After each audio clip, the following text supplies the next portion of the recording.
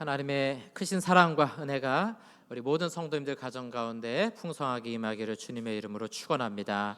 이 시간에는 나는 공로 전혀 없도다 오직 주의 은혜라 라는 제목으로 하나님 말씀 선포하도록 하겠습니다. 사도 바울은 에베소서 2장에 넘어오면서 구원에 대해서 본격적으로 상세하게 설명합니다. 1장에서는 아주 큰 선언이었죠. 우리를 택하시고 우리를 부르시고 자녀 삼으셨다. 그럼 2장부터는 어떤 상태에서 우리가 부름을 받았는가? 우리의 원 인간의 상태는 절망의 상태죠. 죽은 자였고 종노릇하는 자였고 정죄받은 유죄 판결 받은 자라는 절망으로 끝이 났죠. 그러나 거기서 모든 것이 끝난 것이 아니라 하나님의 크신 사랑과 은혜로 우리가 살게 되었다. 지난주에 그렇게 살게 되었다라는 것을 마지막으로 말씀드렸습니다. 오늘은 그 살아남이 무엇인가, 살아난 자의 삶이 무엇인가에 대해서 바울의 희망의 말씀을 우리 함께 선포하고자 합니다. 오늘 5절과 6절 말씀을 볼 텐데요. 우리 노란색 글씨를 생각하시면서 함께 합독해서 읽어보겠습니다. 허물로 죽은 우리를 그리스도와 함께 살리셨고 너희는 은혜로 구원을 받은 것이라. 또 함께 일으키사 그리스도 예수 안에서 함께 앉히라. 자, 세 번에 걸쳐서 함께 우리의 구원이라는 것, 우리가 영생을 얻고 하나님의 자녀가 되었잖아요. 우리의 구원이라는 것은 그리스도와 함께 사는 것, 함께 일어나는 것, 그리고 그리스도 예수 안에서 함께 하늘에 앉아 있는 것이다, 이렇게 말씀해요. 자, 여러분, 이 에베소리 1장 19절에서부터 21절에 보면 능력의 지극히 크심이 어떠한지 알기 원한다고 바울이 기도했죠. 하나님의 능력의 지극히 크심이 그리스도를 살리시고 일으키시고 하나님 보좌 우편에 앉아있게 하셨어요. 그런데 우리의 구원이라는 것은 그 지극히 능력의 크심이 저와 여러분들도 그리스도와 함께 죽은 가운데 살아나고 그리고 일어나고 부활이죠. 살아나고 일어나고 부활이죠. 그리고 그리스도가 하나님 보좌 우편에 앉아 계신 것처럼 오늘 저와 여러분들도 하나님 보좌 우편에 함께 앉아 있게 하셨다라는 것이죠. 여러분 생각해 보면 우리는 아직 죽지도 않았어요. 그런데 무슨 부활입니까? 하늘로 올라가지도 않았는데 무슨 하나님 보좌 우편에 함께 앉아 있는 겁니까? 이거는 그리스도와 연합을 상징하는 것이고요. 또한 동시에 우리는 아직 죽지 않았지만 죽음 이후에 부활을 경험하게 될 것, 그리고 하나님 보좌 우편에서 함께 통치하게 될 그 미래의 영광을 이미 얻은 자로 살아간다는 것이죠. 우리의 구원을 좁게 적용하면 안 돼요. 좁게 적용하면은 죽어서 천국 간다 이 이야기밖에 할 것이 없어요. 그러나 구원은 그렇게 좁지 않습니다. 제가 좁다고 말씀드린 것은 구원은 천국 간다 이 한마디로 환원될 수 없는 거예요. 이 땅에서 이미 우리는 죽은 자 가운데서 살아난 자로 살아가는 것이고요. 이 땅에서 우리 힘이 연약해 보이지만 이미 하나님 나라의 통치의 권세를 물려받은 자로 살아가고 있는 영광스러운 존재임을 선포하고 있는 거죠. 우리 구원받은 성도들의 감격이 바로 여기 있는 것입니다. 죽은 자 같으나 살아있는 자로, 힘이 없는 자 같으나 그리스도와 함께 통치하는 자가 되었다는 것이죠. 이것이 하나님의 크신 사랑과 은혜로부터 받게 된 것이다 라고 바울은 힘주어 강조하고 있는 겁니다. 자, 이런 우리의 구원이 어떻게 이루어졌는가 오늘 8절 말씀에 정확하게 이야기합니다. 아주 중요한 구절이에요. 여러분들 다 암송하실 수 있길 바라요. 이 테필린에도 있던 말씀이고 복음을 전할 때 꼭 필요한 말씀입니다. 자, 우리 8절 말씀 함께 합독해 보겠습니다. 너희는 그 은혜에 의하여 믿음으로 말미암아 이것은 너희에게서 난 것이 아니요 하나님의 세 가지로 말합니다. 우리의 구원은 은혜에 의하여, 두 번째가 믿음으로 말미암아, 세 번째가 하나님의 선물이라. 자, 비슷한 의미이지만 강조점이 조금 다릅니다. 오늘은 이 세 가지를 주의하는 것으로 오늘 설교에 가장 중요한 내용을 전달하고자 합니다. 첫 번째로 우리의 구원은 하나님의 은혜에 의하여. 자, 이 은혜, 카리스라는 단어는 값없이 주는 호의와 자비, 사랑 이렇게 정의할 수 있어요. 우리의 구원은 하나님 편에서는 은혜로 주신 겁니다.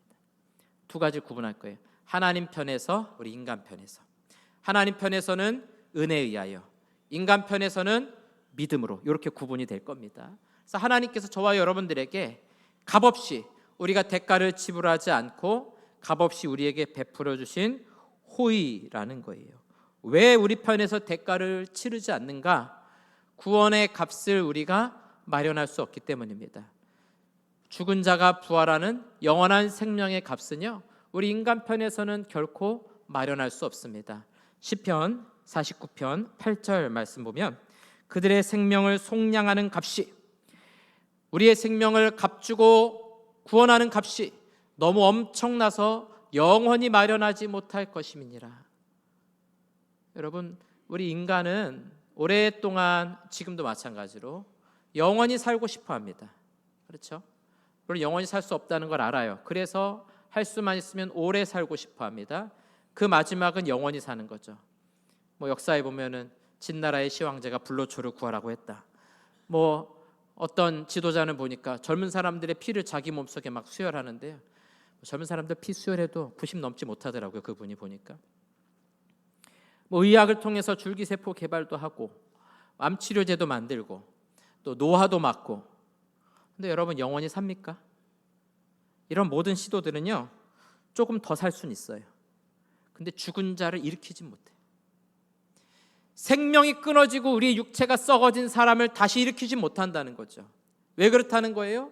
그 값이 엄청나서, 우리의 영혼을 구원하는 값이 엄청나서 결코 우리의 생명을 구원할 값을 우리 편에서는 마련하지 못한다는 거예요. 그러니까 하나님 편에서 우리의 죽음의 문제를 해결하시기 위해서 엄청난 대가를 지불하십니다. 그게 뭡니까?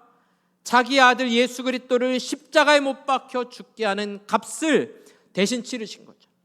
여러분, 은혜로 구원받았다는 것은 우리 편에서는 돈을 지불하지 않은 거예요. 무료이고 공짜처럼 보입니다. 그러나 하나님 편에서는, 하늘에서는 어마어마한 대가를 지불한 것이죠. 하나님의 아들이 직접 죽은 대가를 치른 거예요.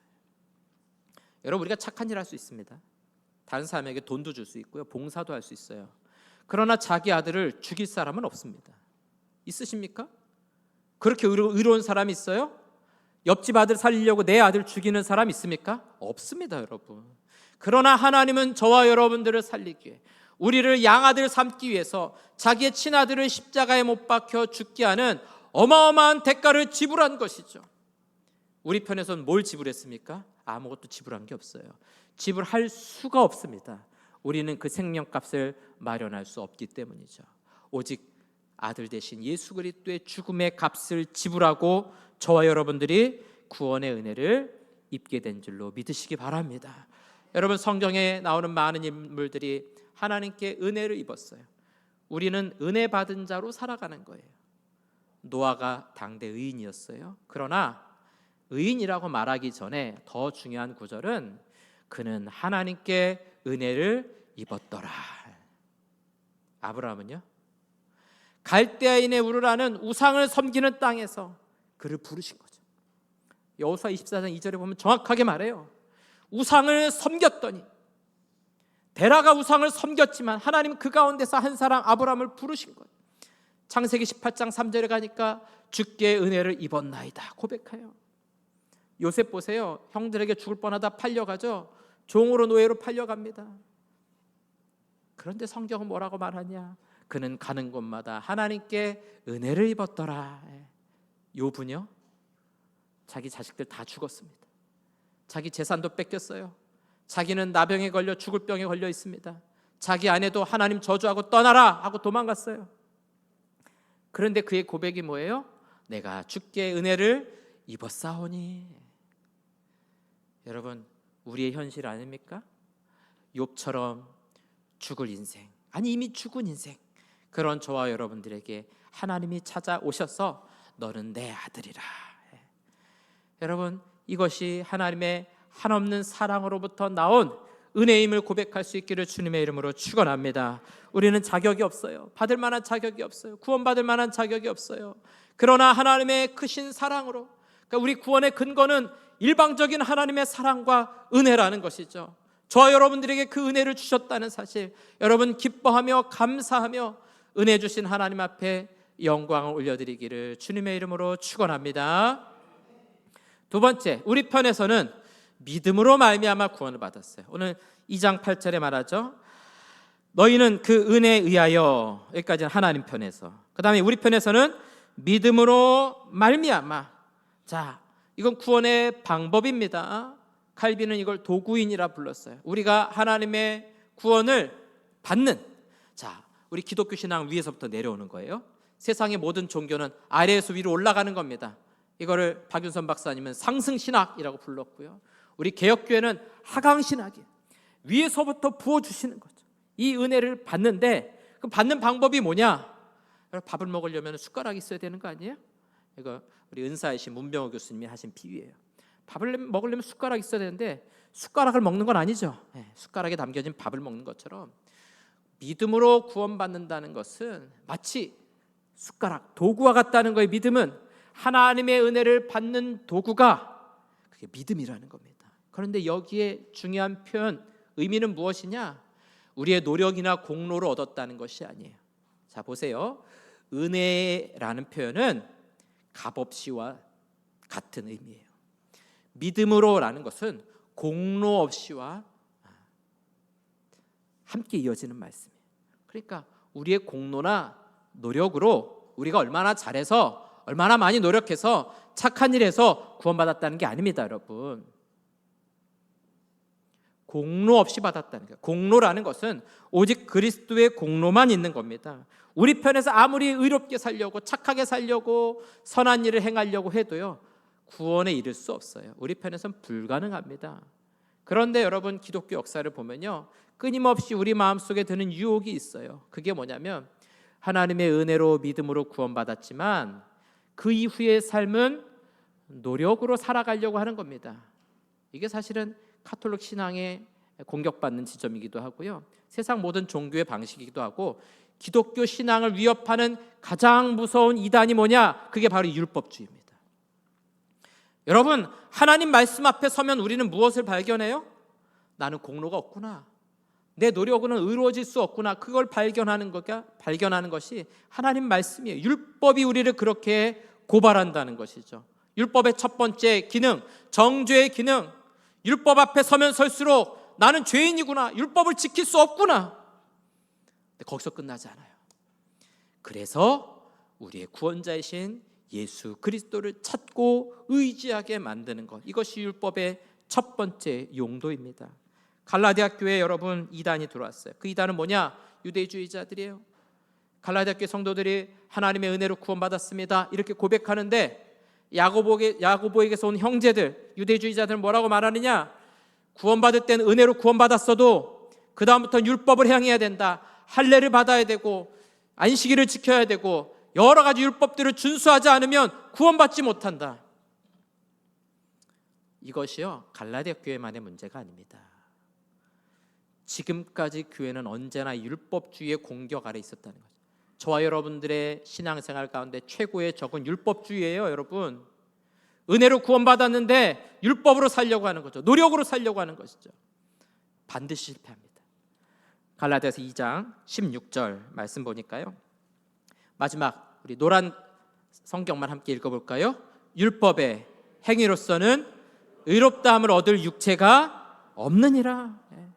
여러분, 우리는 어떠한 노력과 아무리 힘쓰고 했어도 여러분 율법의 완전한 순종은 불가능합니다. 율법의 완전한 순종을 이루신 분은 예수 그리스도 한 분뿐입니다. 예수님만이 율법의 완전한 순종, 완전한 의의 생활을 하셨다는 거예요. 그런데 놀라운 일은 무엇이냐? 우리는 완전하지 않죠? 불완전하죠? 그런데 완전한 순종을 이루신 예수님을 믿으면 하나님께서 우리를 어떻게 보시느냐? 우리는 불완전하지만 그리스도의 완전함을 우리의 완전함처럼 보신다.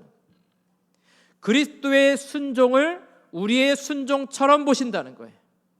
의의 전가입니다. 의롭다 여기시는 거죠. 우리는 의롭지 않아요. 그런데 그리스도가 의로우니까 나를 의롭게 여기신다 하는 거예요. 그래서 칭의죠.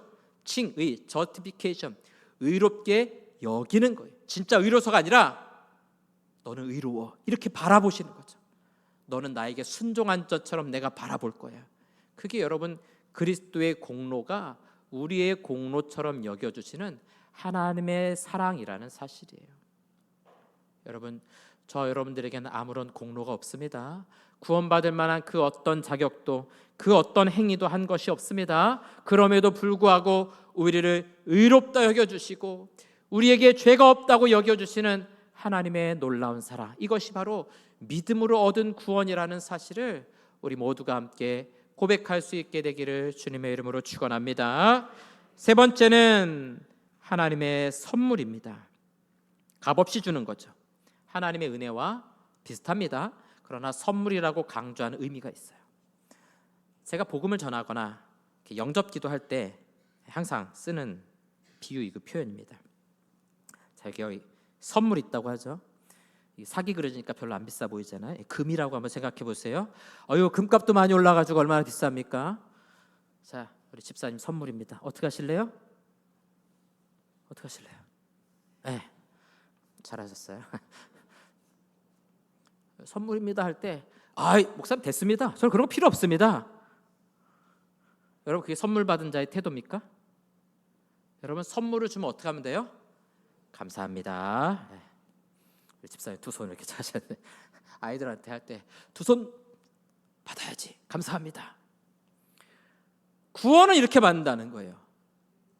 구원은 내가 얼마나 열심히 노력했는가, 내가 열심히 얼마나 헌금했는가, 얼마나 교회 안 빠지고 잘 나왔는가, 그렇게 해서 얻는 게 아니라는 거예요. 왕에게 내민 거지의 손, 이게 전도폭발의 비유의 표현이에요. 하나님이 선물로 주시면요, 감사함으로 받는 것이 구원이에요. 기독교 구원은요, 세상에서 제일 쉬운 겁니다, 여러분. 뭘 하라는 게 아니에요.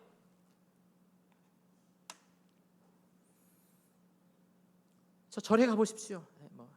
절 다니는 분 안 계시니까 제가 얘기해도 괜찮겠죠? 절 다니는 분 교회 오시겠어요? 절에 가면요, 거기 그 초파일 되면 그 위에 있는 거 연등인가요? 연등 쫙 달려 있는데요. 깜짝 놀랐어요. 연등도 가격이 다르대요. 교회에서 그런 거 했으면은 바로 뉴스에 나왔죠, 여러분. 그 기와장도 가격이 달라요, 여러분. 그 기와장 2-3천 원이면 살 것 같은데 10,000원에서부터 시작하더라고요. 100만 원까지 있더라고요. 연등도 하나에 막 몇백만 원, 몇천만 원씩 해요. 그 왜 합니까, 여러분? 그게 구원의 방법인 거예요. 여러분, 그렇게 수고하고 노력한다고 얻는 것이 아닙니다. 아마 목사가 사기치려고 그러면 여러분들한테 이렇게 하면 돼요. 여러분, 교회 생활 열심히 하면 천국 갑니다. 헌금 많이 하면 천국 갑니다. 이렇게 하면요, 아마 열심히 하는 분들 많을 거래요. 헌금하는 분들 많을 거래요. 그러나 성경적이지 않아요. 여러분들이 얼마나 헌금을 많이 했느냐, 얼마나 교회를 안 빠지고 잘 나왔느냐, 얼마나 봉사를 많이 했느냐, 구원받는 거하고 하등 관계없습니다, 여러분. 돈 많아야 교회 다닌다고요? 왜요? 구원 얻는 거 돈하고 아무 상관없어요. 구원은요, 하나님의 선물이에요.